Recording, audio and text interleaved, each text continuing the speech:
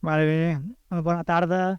Continuem aquest cop també en un altre format, aquest any amb el format entrevista, que també havia fet algun cop però pocs, i ara és el torn de l'Alba Cartanyà, que agraïm que hagi acceptat el repte de presentar dels debats de visions. Moltes gràcies, Alba, per tot, per la feina prèvia per avui. I és un plaer tenir la Pilar Codon, la convidada d'aquesta franja, la Pilar Codon, veterinària de camp, escriptora també. Aquest llibre i un altre que acaba de treure que ja ens explicareu. I és un plaer que avui estiguis aquí, que som molts seguidors teus i estem molt contents que hagis vingut i res, gràcies a les dues i endavant. I també, bueno, això, farem una mica el mateix format que els anteriors, en un temps una mica més comprimit potser, però anirem calculant. I al final amb un petit temps per si voleu fer alguna pregunta o intervenció i res més. Endavant, merci. Merci. Bueno, doncs, bona tarda. Moltes gràcies a totes per tornar a ser aquí ara després del dinar. Intentarem que la conversa més o menys sigui amena perquè sabem que és una hora complicada, però bé, ho intentarem. Llavors, com bé deia el Leandre, la convidada d'avui, d'ara mateix, és la Pilar Codony.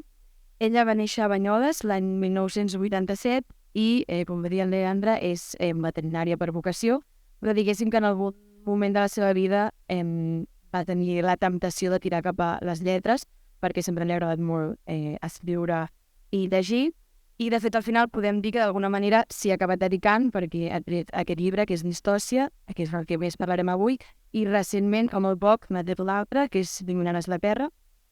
Com ja dic, la idea és parlar de temes que ella aborda en els llibres, però que també tenen molt a veure clarament amb aquesta edició del Visions. I per tant, doncs, benvinguda Pilar, moltes gràcies per ser avui aquí. Merci. Abans de res i d'entrar en matèria, m'agradaria preguntar-te com estàs? Bé, estupendament. Genial, tinc una resposta. Llavors ja entrant una mica en el llibre d'històcia. D'històcia, la paraula que li dona el títol, vol dir part complicat que necessita intervenció. Llavors, si no vaig errada, s'aplica tant en els animals com en els humans, no? Llavors, una mica com se't va acudir la idea d'escriure aquest llibre?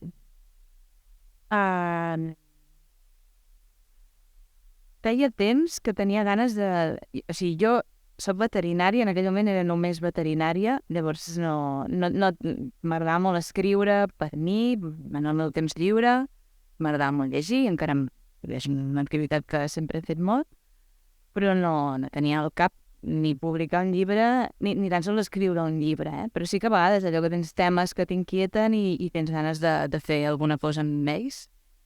I clar, ja portava un temps dedicant-me a la professió i sí que em rondava pel cap la idea d'escriure alguna cosa sobre animals, sobre la manera com ens relacionem amb ells, com ells es relacionen amb nosaltres, com responen d'aquests vincles i com responem. I era una idea que em rondava però no acabava d'agafar forma de cap manera. Vull dir, tampoc ho prenia molt en sèrio. Em posava una miqueta, em cansava.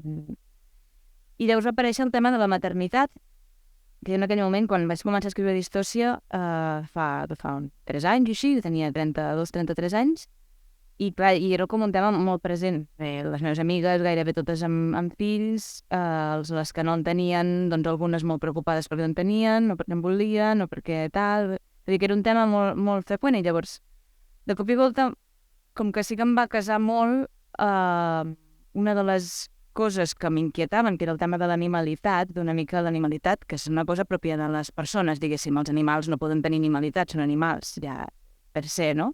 És com la part animal de l'ésser humà, com si fossin moltes més coses a part d'animals, però bueno.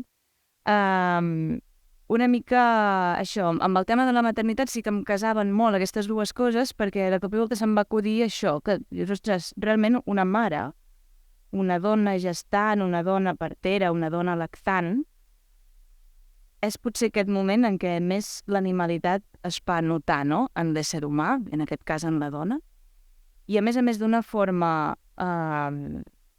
volguda o no, sí molt acceptada, diguéssim. Quan més aviat és un terme que té connotacions negatives, allà on l'apliqués a l'ésser humà, no?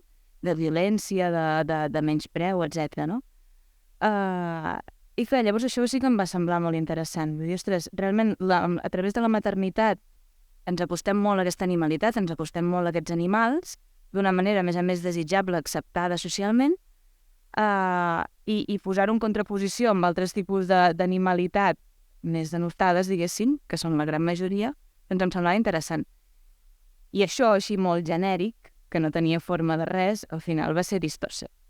Bon dia, posar-me a escriure, va sortir d'una manera molt fluida, molt agradable, amb molt de gaudi, i vaig acabar el llibre, i llavors, un cop acabat, mira, que bé, he acabat alguna cosa, i em van venir ganes de provar, a veure si anàvem una mica més enllà la cosa, i per això el vaig presentar el document. Si no hagués guanyat el document, segurament s'hagués quedat un calaix com tantes coses, però havia fet temps de vot. Vale. Bé, aquesta resposta va entrar un munt de coses de les... parlaré ara per tota l'entrevista. Però acabo de pensar que, clar, segurament no tots i totes heu llegit Vistòcia.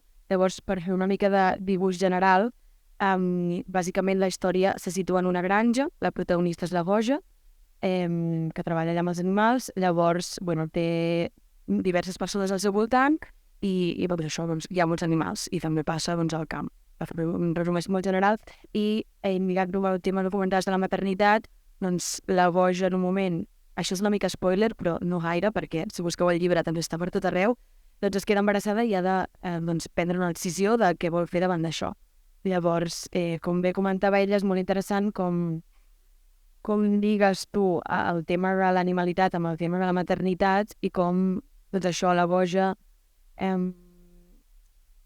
fa aquesta reflexió una mica que ser mare és com l'animalitat en estat pur, no? I ella realment conscientment no el vol tenir, però després hi ha com aquest instint de mare que li està dient que sí que el tingui. Llavors ella es pregunta com pot ser que el meu instint em porti a fer alguna cosa com a perdre la llibertat, que la llibertat també és alguna molt instintiu, no? Llavors, no sé, a mi em va flipar molt el tema aquest de l'animalitat i m'agradaria saber, potser una mica més profundament, com vas arribar en aquest concepte o com en aquesta reflexió, perquè al final bàsicament és com el lligam en tota la novel·la, i jo crec que també com a punt de que la maternitat és com un lligam entre espècies, no diguéssim. Llavors aquí, doncs, com també es veuen parts de vaques, d'altres animals, com també es conec amb la maternitat de la Goja, que és una persona, llavors com és una mica el fil conductor de tot, no? Llavors, una pregunta, com se't va acudir aquest concepte de l'animalitat com en la teva vida personal, no? Com et va sorgir? Una mica això que deia abans, hi ha una cosa que sempre m'ha fet molta gràcia, com aquesta manera que tenim de que els animals, o sigui, de convertir-los en símbols d'alguna cosa, no? I fer servir noms d'animals com a insult moltes vegades. Per exemple, no? Un home que et mira el cul i li diuen ets un porc, i jo a vegades pensava, ostres, el dia és d'un porc, mentre té tot un pit li diré ets un home, no? Més aviat, vull dir, no veia molt la relació. Coses d'aquestes sempre m'han fet bastanta gràcia, no? Com hem incorporat els animals a la nostra vida d'aquesta manera i a la cultura en general, no? Sense que a vegades tingui per mi molt de sentit. I una de les coses que per mi no tenia gaire sentit era això, quan algú és més vasto, més violent, més això que et diguin ets un animal, doncs a mi era una cosa que em feia bastanta gràcia també, perquè realment jo els he dedicat la vida als animals professionalment i també a la vida privada, on he tingut sempre a casa, i aquesta violència així gratuïta, intrínseca o inherent a l'animal, jo no l'he vist. No l'he vista mai. Més enllà de que, evidentment, en condicions limitades i amb espais que no els corresponen, etc., doncs aquests animals necessiten expressar-se i tinguin comportaments violents perquè d'alguna manera ha de sortir, no?, de plegat. Porcs que es mengen la cua, en fi, vaques que s'emprenyen entre elles i no deixen que una altra vagi a menjar. Però quan tenen les condicions que toquen, doncs aquestes coses no passen, no? I deixen. I això em podria enrotllar molt aquí, però no tenim gaire temps, així que això, bàsicament era això, que em venia de gust explorar aquest terme, aquest concepte, i buscar-li la vessant positiva. Vaig pensant, no tindrà alguna, perquè al cap i a la fi som animals tots i és una cosa bonica de ser també, perquè ha de ser dolenta, no? I per què teníem aquesta necessitat d'allunyar-nos d'aquesta part animal, que al final tot plegat ens porta una mica també a les dicotomies de sempre. Aquí la que exploro és la de ment-cos, de moltes maneres, instint, raó, podem dir de moltes maneres, però és que si ho extrapoles, al final acaba sent ciutat-camp, gairebé, no? Ciutat-raó, camp-animal, el pagès. Això, bueno, després em sembla que parlem de la dedicatòria, però una paraula molt denotada, no? Pagès, gairebé un insult, fins fa ben poc. Totes aquestes coses, tota aquesta part de la bèstia, de la bestialitat, de la brutalitat, doncs sí, em venia molt de gust donar-li la volta, o intentar-ho com a mínim, veure-te'n sortir de bo. Sí, de fet, tu dius el que he dit abans, no? Que la maternitat és animalitat en estat pur, i dius que potser és com de l'única forma d'animalitat que es permet, diguéssim, a les nostres societats, i que llavors, quan una persona és mare, llavors ha de conviure com amb aquesta animalitat instint d'haver estat mare, però a poc tornar-se a reinsertar, no? En el món social i en el món racional i anar deixant de banda aquesta animalitat permesa durant el temps que ha durat aquesta maternitat. Llavors això també resulta com molt curiós també aquesta dualitat que és el que diu, sempre viu amb naltros, però que en alguns moments és més obertament acceptada i en altres moments no. Sí, totalment, clar, amb una mare és molt clar això. I és que a més és molt necessari que surti aquest instint, no? I ara, per sort, el tema de la maternitat està bastant a l'ordre del dia. Hi ha moltes dones que expliquen les seves experiències en aquests moments, tant durant la gestació com durant el part, com sobretot durant el postpart i la criança, que evidentment cada dona ho viu com bonament pot i de maneres molt diverses. I això està molt bé, que surtin dones que ho expliquin. Però al final, clar, aquesta part instintiva, més fisiològica, més biològica, com a bons mamífers que som, sempre hi és. Abans et comentava que a mi m'havia xocat una mica el caràcter de la Goja, que és la protagonista, perquè ella la fa com un personatge, per mi, com a fred, distant, diguéssim, com sense mostrar les emocions obertament. I a mi em genera com una mica de malestar, no?, aquest personatge. I et volia preguntar una mica per què vas decidir construir-lo així, perquè sí que és veritat que ella treu molt, bueno, ho diu obertament, que ella està millor amb els animals que amb les persones. No sé si és una que a tu també et passa a la teva professió. Això m'ho pregunten sempre. Home, esclar que sí, si està molt més bé amb els animals que amb les persones. Segur que aquí molta gent també està millor amb els animals que amb les persones. És molt més fàcil. Però, bueno, clar, ella també justament era un personatge que estimava aquesta animalitat, estima la seva pròpia animalitat, justament per això té aquests problemes també quan es queda embarassada, no?, la Goja, perquè realment ella sí que l'estima, la seva part animal, i és la que més li convé, a més, i la que més desitja la seva vida. Llavors, segurament per això se sent millor amb els animals que amb les persones. Però també, el que et deia abans, també m'interessava molt la figura aquesta en aquest cas d'una pagesa, però és igual, de la persona una mica salvatjota, faresta, que ulls dels altres socialment costa una mica d'encaixar, no?, allà dintre, i fins i tot a vegades amb un punt de bogeria que la Goja no té, evidentment no té, ni he volgut que tingués, però que a vegades hi pot arribar, no?, aquesta gent que realment està molt millor amb éssers no humans i quan està amb persones no sap gaire què fer.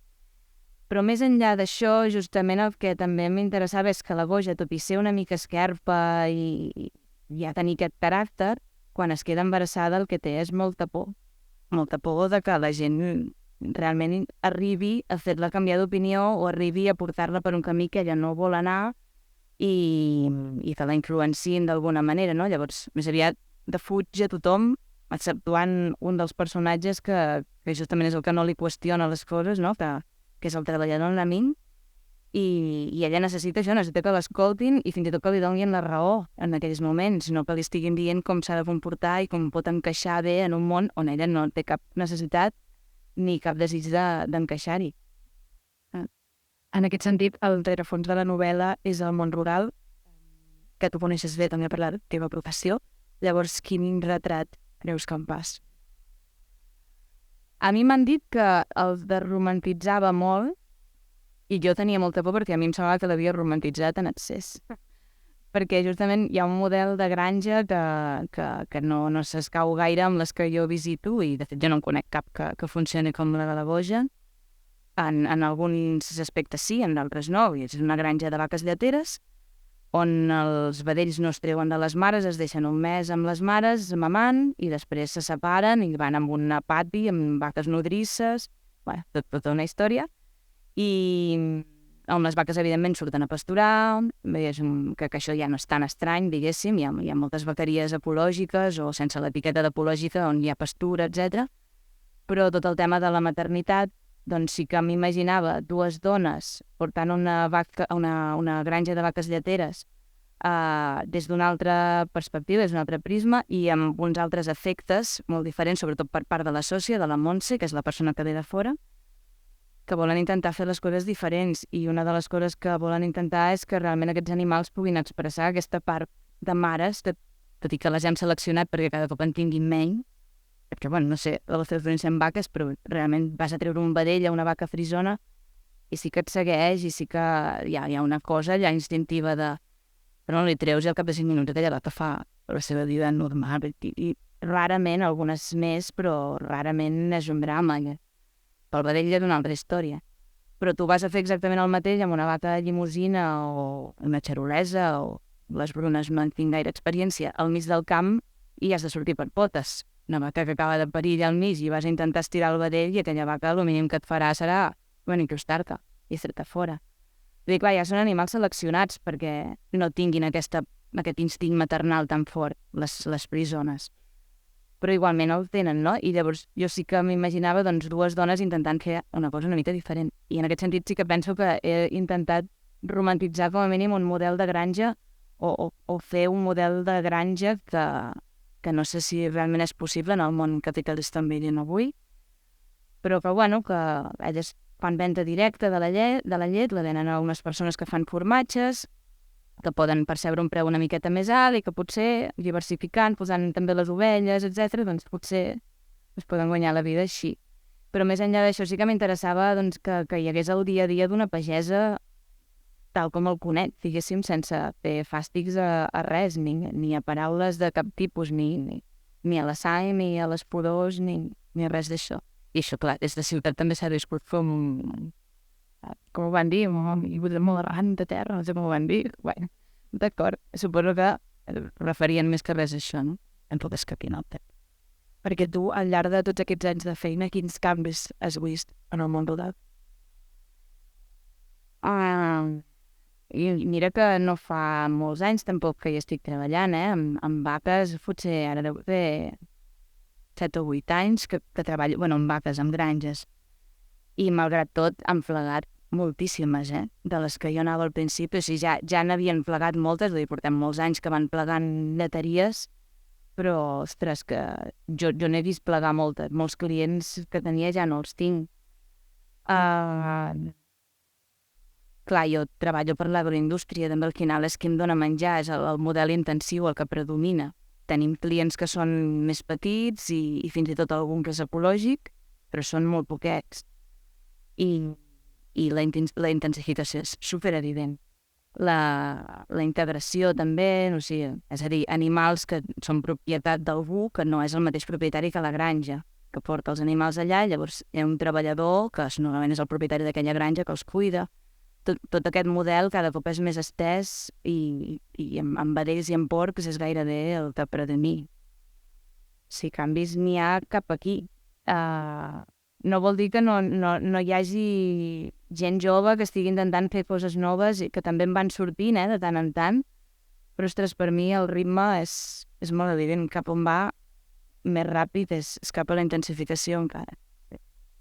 En aquest sentit, connectant amb un altre tema que tu també abordes al llibre, és que els animals no són mai com un tema universal per als humans, no? I, clarament per ells tampoc som un tema com a molt important. Llavors, a mi em sorgia una mica el dubte, no?, de per tu quina seria, diguéssim, una bona relació entre els animals no humans i els animals. I és difícil de respondre perquè ha canviat molt tot. A nivell de societat, això també, els efectes, sobretot, han canviat moltíssim i ens mirem els animals des d'una perspectiva completament diferent a com ho feien les nostres àvies abans. Clar, abans es vivia amb una naturalitat que la relació amb els animals, i sobretot amb els animals que ens mengem, es vivia amb una naturalitat que per mi és molt difícil de recuperar. I a mi m'agradava molt, perquè era la vida, no? És a dir, estàs aquí, necessites menjar, cuides un bestiar, li dones un valor, que és el que té, i després te'l menges, i aquell menjar segueix tenint un valor enorme, no?, a la teva vida, i ho valores moltíssim, tot el procés, tota la feina que hi ha darrere, aquella vida, no?, que al final serveix perquè tu segueixis subsistint. I tot el cicle que es genera amb això, no?, perquè evidentment era una ramaderia molt més lligada a la terra, que normalment anava de fort, no sé, que més cares també hi havia horts, hi havia camps, no?, fins fems es feien servir per la terra, les sobres de la terra es feien servir per aquells animals, i això la gent ho tenia molt clar i ho valorava moltíssim, i hi havia tot un coneixement al voltant d'aquesta manera de produir que era increïble. Però fa, també era una relació de desafecció total. Eren bitxos que podien tenir nom o que els havies criat i quan tocava matar-los, doncs els mataves i te'ls menjaves o els venies, no?, que ho haguessis de fer. I això també hi era, evidentment.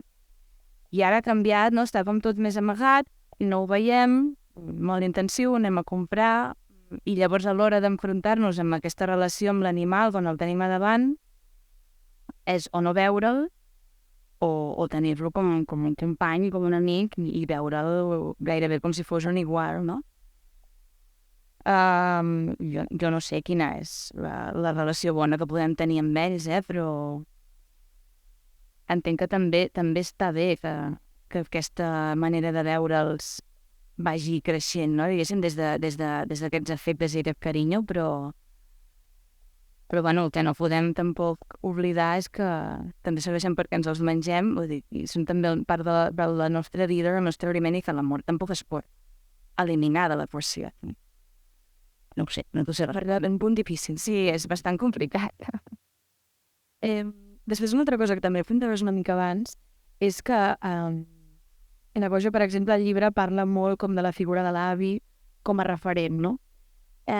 I jo he vist que en alguna entrevista a tu com que et retreien, no?, una mica doncs, no haver parlat de l'àvia. I això a mi em va remetre una mica a una cosa que vaig llegir en un llibre recentment que deia que les mans de la mare hi són sempre i precisament per això no es veuen, no? Llavors, a mi em va fer pensar una mica això, que per la Goja potser l'avi era aquella figura que ella veia fer com al món de fora i al final l'àvia era doncs, la persona que estava sempre, llavors per aquesta proximitat potser li era més difícil veure tot el que realment sí que feia, no? Llavors, no sé, creus que passa una mica això? Sí, la pràctica. I ha de ser miralla en l'avi. L'avi és la persona que porta la granja,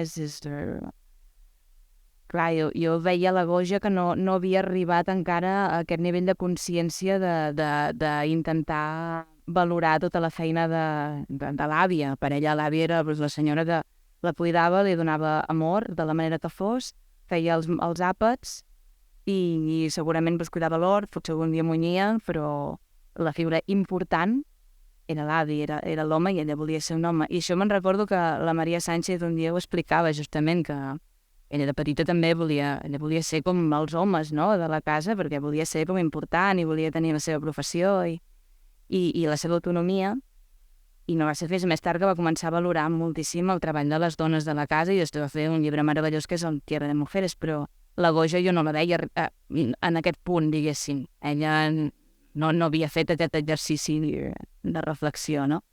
I en el llibre, clar, posar-te a parlar de la iaia era com començar un altre llibre, diferent, totalment.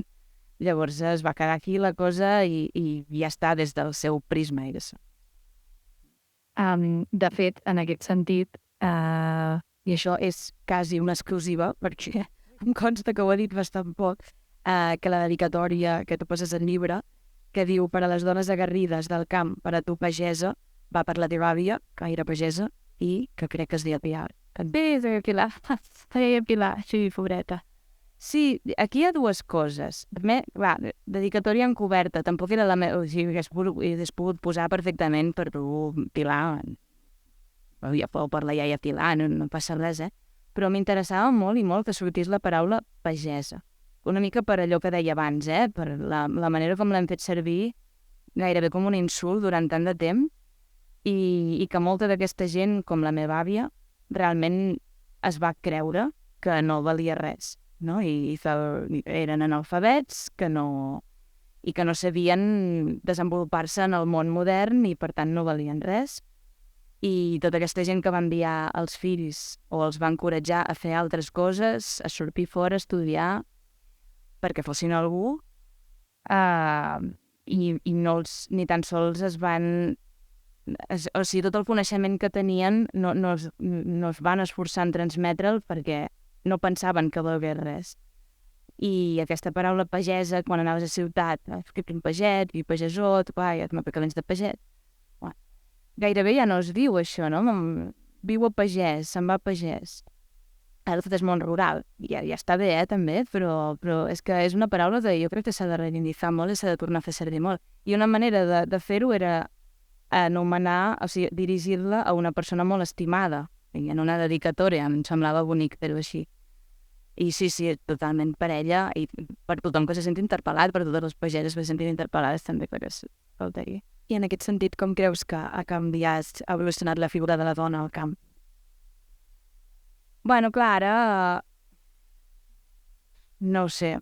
Ara n'hi ha més, evidentment, i sobretot dones joves que t'agafen les regnes d'una explotació i la porten, es veuen més dones a sobre els tractors, es veuen més dones... Un dia me'n recordo que estava en una granja que vaig anar a visitar vedells, i estava allà amb els vedells, i va venir, encara tenien algunes vaques allà, estaven plegant, va venir la noia de la cuba, i era una dona la que conduïa el camió de la cuba de la llet, que venia a recollir la llet, i després em sembla que va venir una altra noia, que em sembla que era mecànica, o alguna cosa així. I, vull dir, érem com tres dones allà fent feina, en uns espais que és molt estrany veure-hi dones, i me'n recordo estava el pagès per allà, el ramader, i mira, cada cop sou més, no sé com va fent a sobte, però sí, ara cada cop sobta menys, i també ja ho diuen d'una manera, almenys els que jo conec, molt naturals, de veterinàries, ara pràcticament tots som dones, n'hi ha molt pocs homes, vull dir, ja s'hi han acostumat, que les noies que entren a treballar amb les vaques, amb els vedells, sí, cada cop són més, és un sector més feminitzat i ja no ho viuen d'una manera gaire estranya. Però clar, sí que els ha costat una miqueta. I de ramaderes també, cada cop n'hi ha més, però encara n'hi ha molt poques. N'hi ha poquetes. Ens potser es reivindica com més la seva figura i la seva presència. I no es veu tan estrany, potser, no? I jo què sé, per allà a Girona hi ha una noia que porta un tractor petitet, que ara fa dies no me la creu, fem el cotxe de la creus, i clar, quan veus una noia amb un tractor, sempre te la mires, és com, mira, no? Són coses que encara sobten una miqueta. Com si veiessis una dona soldant, no sé, hi ha sectors que estan encara molt masculinitzats i encara es sobta bastant, però ja es comença a viure d'una manera més natural i més de... Bueno, ja no se sorprèn tant la gent. Tant de bo seguim així, no? Per què no? També les que es vulguin quedar, que també les dones han fugit d'aquests sectors, i amb raó moltes vegades. Pot arribar a ser una presó, també quedar-te al poble i treballar a la granja.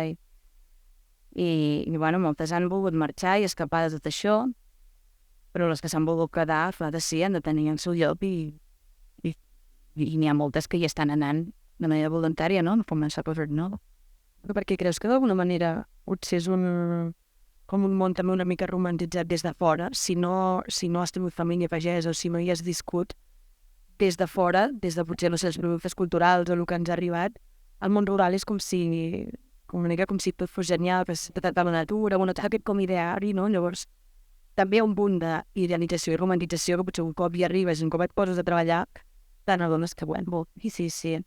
Això qualsevol ramadera que tingui alumnes en pràctiques de l'escola de pastor, així, sense que sigui una generalització, però t'ho pot explicar com realment està romantitzat, fins i tot per gent que té la vocació i que té ganes d'entrar-hi en aquest món.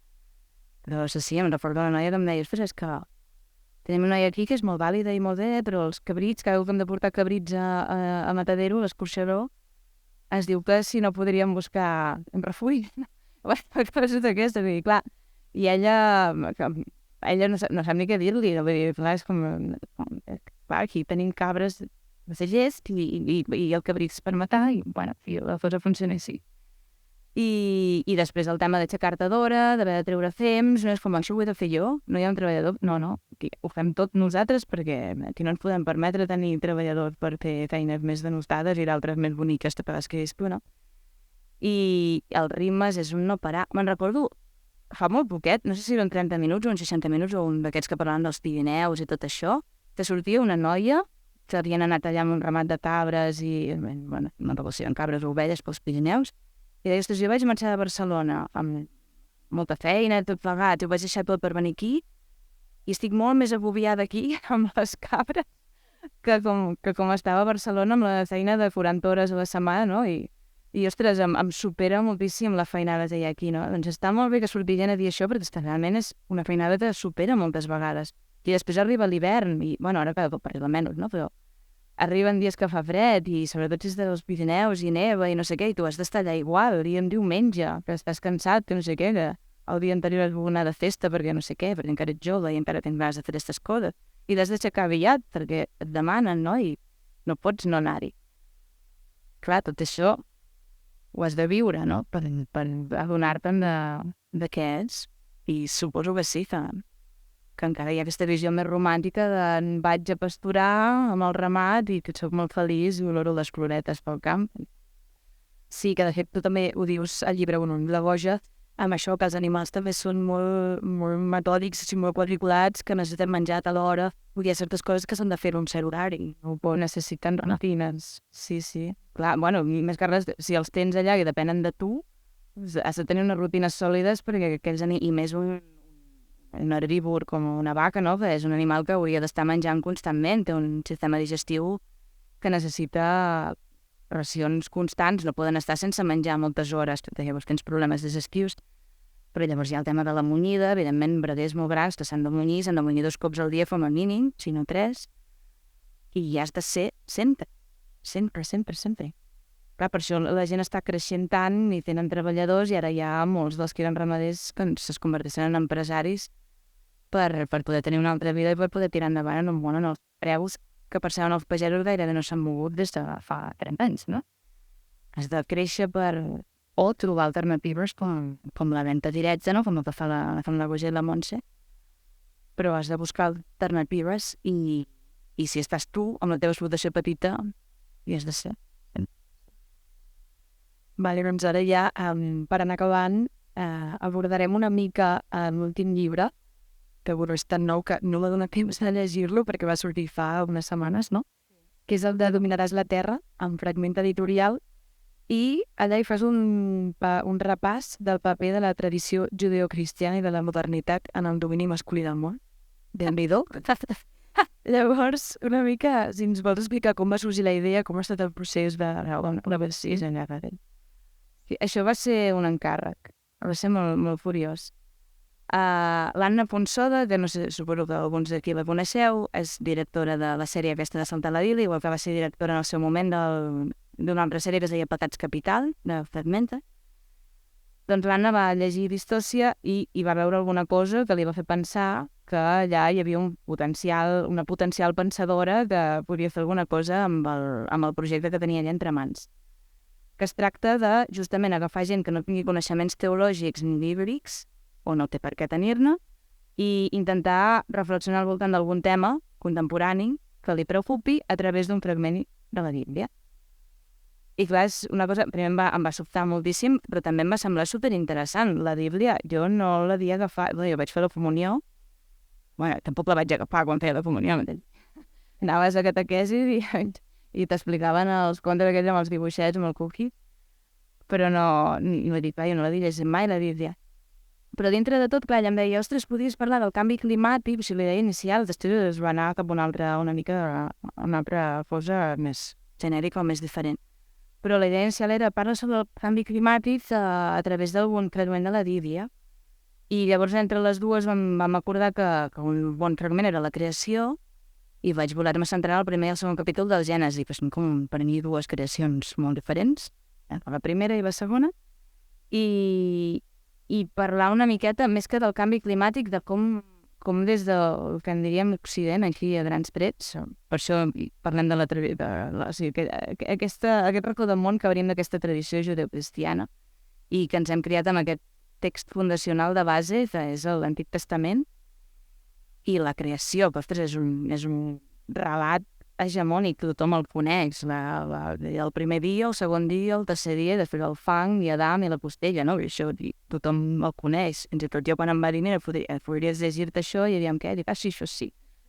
Això em sona una mica. I veure una mica com es pot estirar des d'aquí la manera com ens hem relacionat amb la natura, també què és natura, o que pensem que és natura, no? Des d'aquesta relació, des d'aquí dalt, gairebé realment des de dalt de la creació, i com ho han fet altres pobles des d'una altra perspectiva molt diferent. I a mi em semblava que fins i tot des del mateix relat de la creació, des dels dos primers relats de la creació, es podien estirar els dos fils, els d'una manera de relacionar-s'hi més espiritual, més integrada amb la natura, més indígena, animista, com n'hi vulguis dir, i hi ha d'una relació molt més distant, on hem objectivat la natura, n'hem fet gairebé una cosa de la qual podíem disposar, que és la nostra. I una miqueta això, estirar aquests dos fils i veure què en sortia, i ha sortit, és un assaig molt petitet, i ja de moment han sortit 4 llibres, que són el meu obra al Borja del Gunyà, el de l'Anna Pazos i el del Víctor Zey. Tots temes diferents, però amb la mateixa dinàmica, no fa un fragment de la Bíblia i parlar sobre alguna coseta. I què és el que diries que has après o alguna cosa que se t'hagi quedat, que t'hagi canviat el punt de vista o que ho haguessis comparat? Com que era el meu punt de vista no l'he canviat gaire. T'he agafat el meu vist. Però bueno, sí que és bastant... Una cosa que em va sorprendre, per exemple, va ser buscant altres mites de cosmogonies diferents, de creacions anteriors a la judeocristiana o fins i tot bastant del mateix moment, perquè clar, estem parlant de quants segles abans de Crist, doncs aquests textos són molt antics. Doncs veure com a la gran majoria la terra i la natura eren gairebé no, acabaven sent els cossos d'unes deïtats que s'havien matat entre elles i no sé què, i d'allà havia acabat sortint tota la natura i llavors hi havien posat els homes, no? I en canvi, potser el text de l'Antic Testament, de la creació, és potser un dels primers on Déu ja no és part d'aquesta... Déu no se sap d'on ha sortit, no? Però és un ésser que està allà i que va creant ex nihilo, o sigui, del no-res, no? Va creant tota la natura. O sigui, per mi és clarament la primera gran desacralització del que seria naturalesa i l'home gairebé com una imatge seva, és a dir, com un petit déu posat allà per seguir ordenant, no? Per seguir amb aquesta voluntat de mantenir un ordre en aquella creació divina. I això em va semblar una cosa bastant interessant d'explorar. Com pot canviar, no? La perspectiva, si la natura és el cos d'un déu que és dels que també t'havia creat a tu i aquesta cosa més espiritual i més sacralitzada, o no, o és una cosa gairebé cosa com a tal, feta a part i posada allà per tu, no? Perquè Déu a Adam li dona tot, li dona un jardí, li dona els animals, els diu que els hi posi nom, li dona una dona també. Vull dir, més clar no, ja. Més clar no pot ser, sí. Després passen més coses, però bueno, llavors ja és una altra... Jo crec que té molt bona pinta el llibre, ens ho podem apuntar per llegir-lo. I crec que ja se'ns està acabant el temps. Llavors, abans de tancar tota la conversa, estaria guai obrir una mica un torn de preguntes per si algú vol fer una pregunta, un comentari, el que sigui. Doncs em va bé.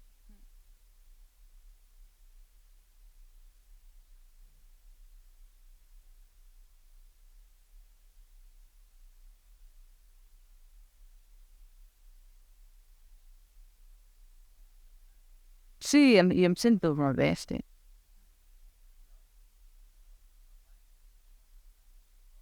Sí.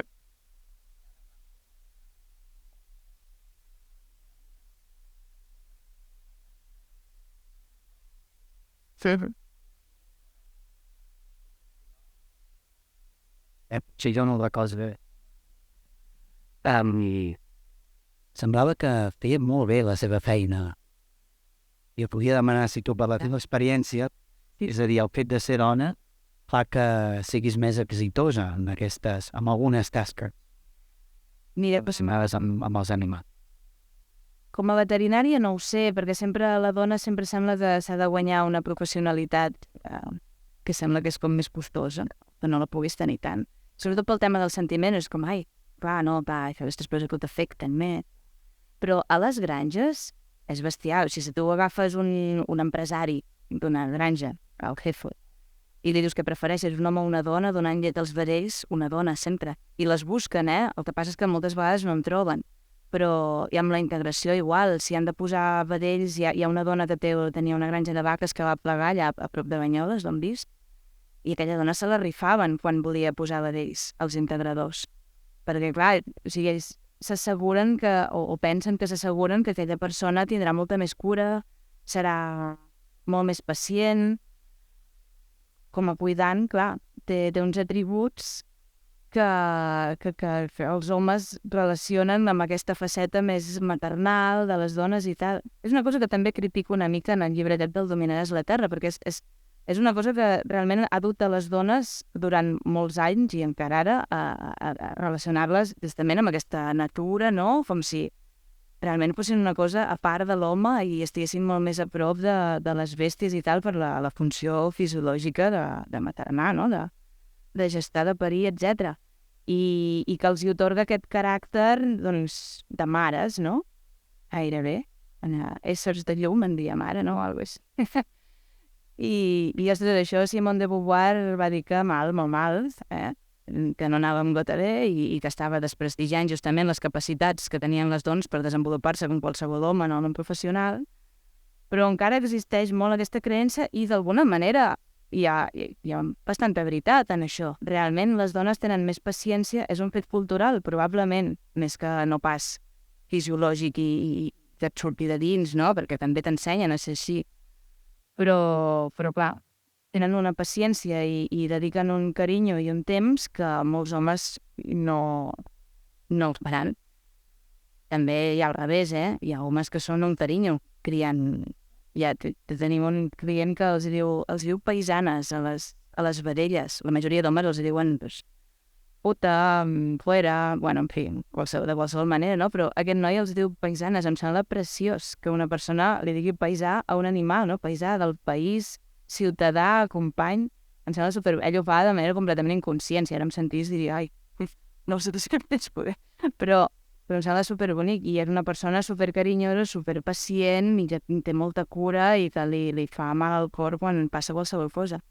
Però és veritat que no és tan habitual i les dones sí, en aquest sentit sí, se la rifen, I en granges de porcs costa moltíssim perquè no ho aguanten i ho entenc perfectament, però quan troben una dona per treballar, i tant que sí, la posen a fer feines boniques, diguéssim. A la dona és difícil que la posin a netejar amb la càrcer, perquè saben que si la posen a parideres o si la posen a gestació, doncs la cosa anirà bé.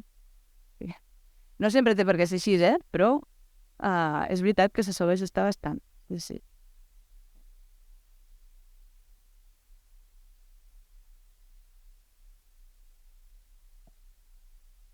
Gràcies. Ui, que fort.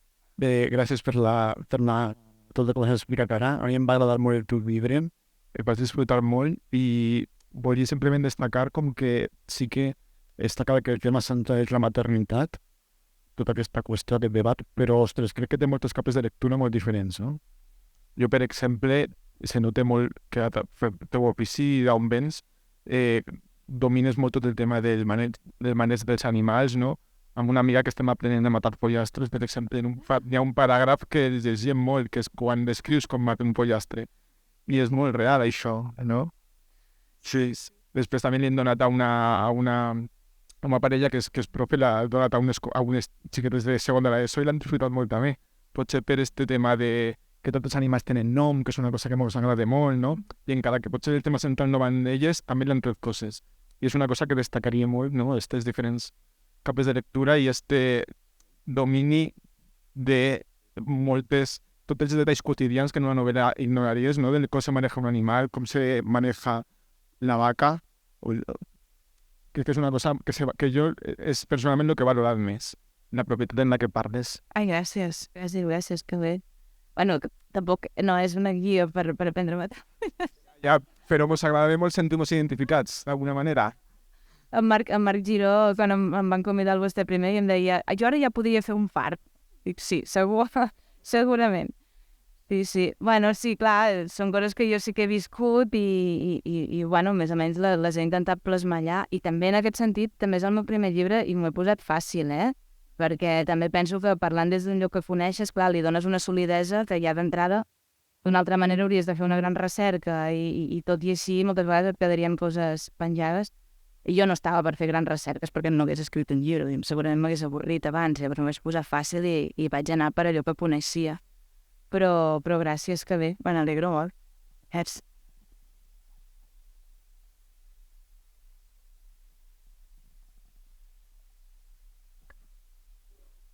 Vale, doncs ja prou, deixem aquí. Moltes gràcies, Pilar, per compartir aquesta tarda amb nosaltres. I a vosaltres, també per venir, i també a Leandre i a tot l'equip que fa possible el Visions, i esperem que puguem celebrar molts més anys. Moltes gràcies. Merci.